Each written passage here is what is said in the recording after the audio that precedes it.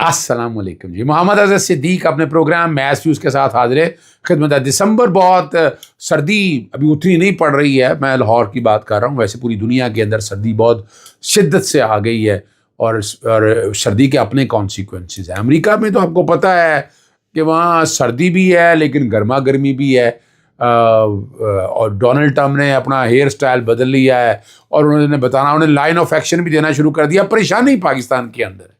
خواجہ آصف نے ایک عجیب سی بات محمود غزنوی کے بارے میں چھیڑی اور وہ الٹا گلے پڑی کہ جب وہ کہا کہ محمود غزنوی ایک لٹیرا تھا, لوٹ کے چلا جاتا تھا, اور ہمیں پتہ ہے کہ ہمارے ایک میزائل کا نام اس نام سے منسوب ہے.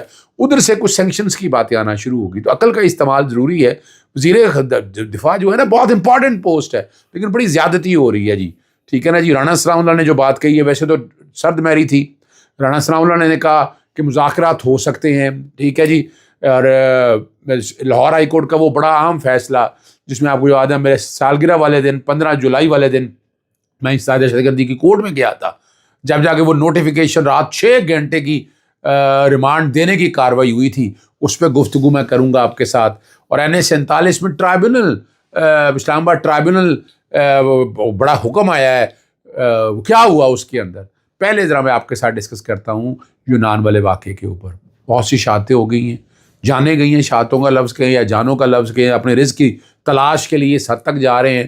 اور سب سے زیادہ قصور ہے ہمارے FI اور باقی محکموں کا کہ ہم اس کو کنٹرول نہیں کر سکے.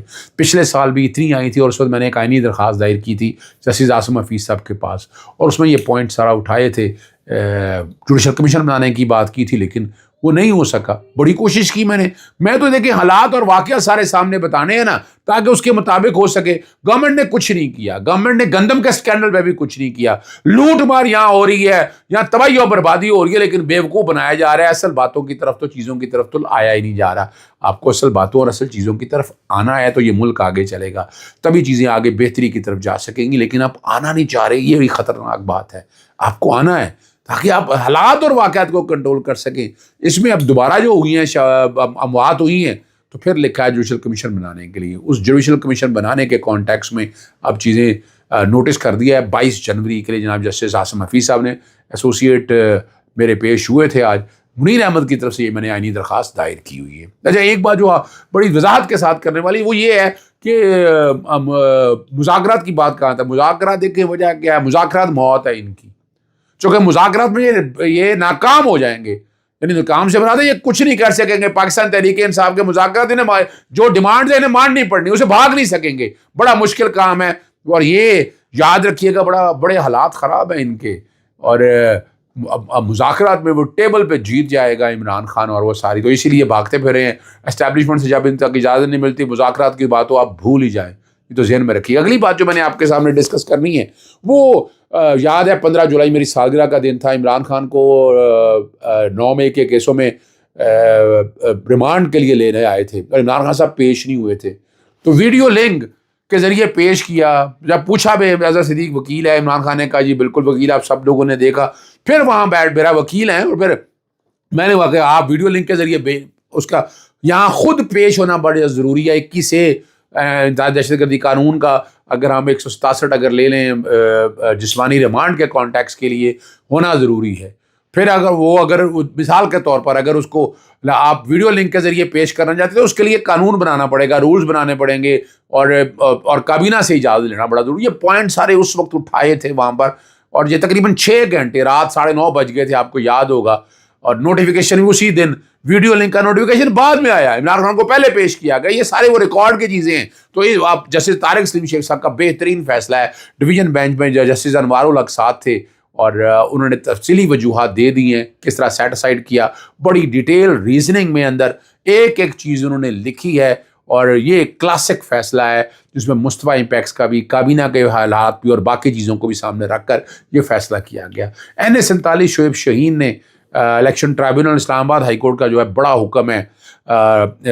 شعیب شاہین نے جو درخواست دائر کی تھی الیکشن ٹرائبونل کے خلاف, اس پہ حکم امتناع دے دیا ہے. یہ چیز جسٹس عامر فاروق صاحب کے پاس یہ معاملہ تھا. اور الیکشن ٹرائبونل آپ کو پتہ ہے 3 ہیں, اس میں ریٹائرڈ جج لگا دیے گئے ہیں. وہ معاملہ ریٹائرڈ جج کی حد تک جو ہے نا اسلام آباد ہائی کورٹ کا فیصلہ سپریم کورٹ میں چیلنج ہے. وہاں پر تو معاملات چل رہے ہیں نا, وہ سارے دیکھ رہے ہیں. وہ جب سارے باتیں دیکھیں گے تو پھر آگے چلیں گے. ابھی فی الحال حالات کو اتنے اچھے نہیں ہیں. ایسا ہوں تر جانا ہے دن رہ گئے نے تھوڑے. میں بار بار کہتا ہوں کہ شہباز شریف کے جانے کے دن آ گئے. یہ ثبوت ہے ان چیزوں کے جو آنے آئے گا. میزائل پروگرام پابندی کا امریکی فیصلہ جو ہے متصبانہ ہے, یہ تو حقیقت ہے. امریکہ کا کیا کنسرن پاکستان کے معاملات میں مداخلت کرنے کا. میزائل ہم نے اپنے لیے بنائے ہیں, ہماری اپنی سیکیورٹی کے مسائل ہیں. ہمارے سر کے اوپر انڈیا بیٹھا ہوا ہے, اس طرف اسرائیل نے ہم کو نشانہ بنایا ہوا ہے. تو ہم بیرونی طاقتوں سے نپٹنے کے لیے میزائل, تو ہم کون سا میزائل استعمال کر رہے ہیں. وہ اصل میں خواجہ آصف کا جو بیان ہے نا وہ گلے پڑ گیا ہے. جو اس نے میں جو سمجھتا ہوں محمود غزنوی کے بارے میں کہا, اور وہی میزائل کا پروگرام رکھا ہے. یعنی آپ دیکھیں نا, یہ کو انسیڈنٹ تو نہیں کہہ سکتے, لیکن حالات یہ بتاتے ہیں کہ یہ حالات کیا ہیں. بڑی مزیدار بات ہے, جسٹس آئینی بینچ کے سامنے جسٹس جمال مندوخیل کی نے سرزش کی. خیبر پختونخوا ہاؤس پر اسلام آباد میں حملہ ہوا. سپریم کورٹ نے کیا کیا, ڈپٹی ایڈوکیٹ جنرل کوثر علی نے کہا, اور اس پہ عدالت میں سیاست نہ کریں. یہ عام لوگوں کے مقدمات ہیں. یہ جسٹس جمال مندوخیل کے ریمارکس ہیں, لیکن یہ ایک حقیقت ہے نا کہ اگر دیکھا جائے خیبر پختونخوا کہ اپنی پراپرٹی ہے, صوبے کی پراپرٹی ہے, اس میں وفاق کیسے انٹرفیئرنس کر سکتا ہے.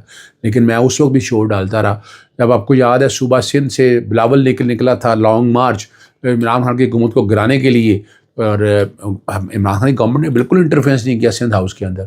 کرتے نا جو یہ سلوک ان کے ساتھ ہوا ہے, اگر عمران خان کرتے تو یہاں حالات کچھ اور ہونے تھے نا, پھر چیزیں کچھ اور آنی تھی سامنے. لیکن عمران خان نے ایسا اس دور میں کچھ ایسا کام نہیں کیا.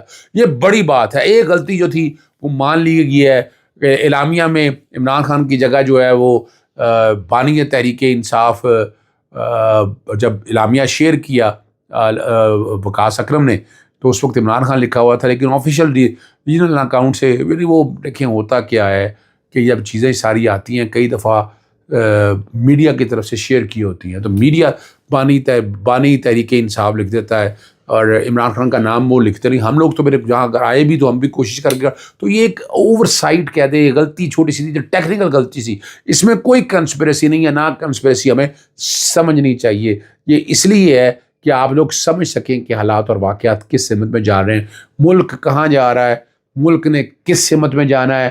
یہ حالات آپ کے سامنے اسی طرح کے ہیں, اور لگ یہی رہا ہے کہ ملک ہمارا اسی حالات میں چلے گا. اور دال روٹی جو ہے نا یہاں اس ملک میں بڑی مشکل ہوتی جا رہی ہے. بتا رہے ہیں وزیر خزانہ جو ہے اورنگزیب صاحب آ کر کہ جناب مہنگائی کم ہو گئی ہے, یہ اچھا لالی پاپ بڑے زبردست دے رہے ہیں, لیکن لالی پاپ ایسے نہیں رہ جاتے. آپ کو حقائق بتانے ہیں. ڈالر نیچے نہیں آیا, کون سی چیزیں قیمتوں کی چیزیں نیچے آئی ہیں. مہنگائی آپ کے کہنے سے کیا ہے, مارکیٹ میں جا کر بتائیں نا آپ. اور وہ خالی ڈالر خالی اسٹاک ایکسچینج بڑھا کر پیسے ٹھوس کے آپ کہیں کہ ملک کی اکانومی بہتر ہوئی ہے, یہ نہیں چلنا. یہ جو ٹوٹکے ہیں نا, یہ ٹوٹکے اب ختم ہو چکے ہوئے ہیں. آخر میں صرف اتنا ہے, اسپیکروں کی کانفرنس ہوئی, اعظم نذیر تارڑ آئے, بڑھیا ادھر ادھر کی کہانیاں بتائیں. وہ ہمیں آئین پڑھانا بتاتے رہے, پوری عمر گزر گئی ان سب لوگوں کی ماشاء اللہ کو سپورٹ کرتے ہوئے. آج پتہ نہیں کس حوالے سے یہ باتیں کرتے ہیں. اور ابھی بھی دیکھا جائے اس ملک میں ہائیبرڈ کا نظام چل رہا ہے, تو یہ جو کچھ لے کر چلنا چاہتے ہیں یہ ملک اس طرح ان کے ہاتھوں نہیں چل سکتا. اجازت چاہتا ہوں. السلام علیکم. اللہ حافظ. پاکستان زندہ باد.